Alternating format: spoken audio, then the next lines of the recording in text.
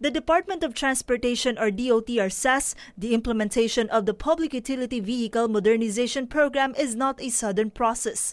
This is why the DOTR assures small operators and drivers of public utility vehicles or PUVs have nothing to worry about. The agency says 3 years would be enough for drivers and operators to replace their old units with new models of jeepney, bus, and van. Based on the data of the Transportation Department, passenger jeepneys has the highest number of units plying roads compared to other PUVs.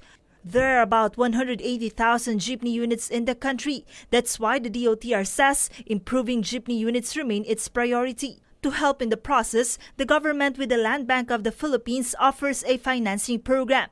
DOTR is now coordinating with the private sector for the lending program. The LTFRB allots an initial of 1 billion pesos for the more than 600 operators and drivers who wish to borrow money for the purchase of new jeepney units.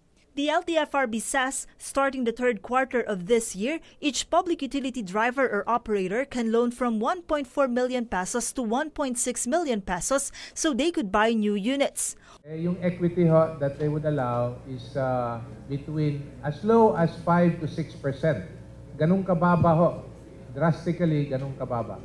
Now we're looking at 5% as interest rate for affected PUJ operators. Yung repayment scheme, pwede nating palawakan pa, no? Between 5 to 7 years.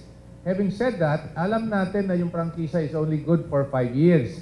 Kaya we are reviewing the policy on the life of the franchise in relation to the life of their loan obligation kung sakasakaling uutang sila. Under the program, a new jeepney model would have global navigation satellite system, CCTV, speed limiter, and Euro 4 engine to prevent it from causing pollution. The Department of Trade and Industry has been tasked to create the design for the new jeepney models. Protection naman ng mga legit operator kasi medyo nag-higpit sila ron sa registration. In-emphasize nila sa registration na dapat from the date of manufacture talaga.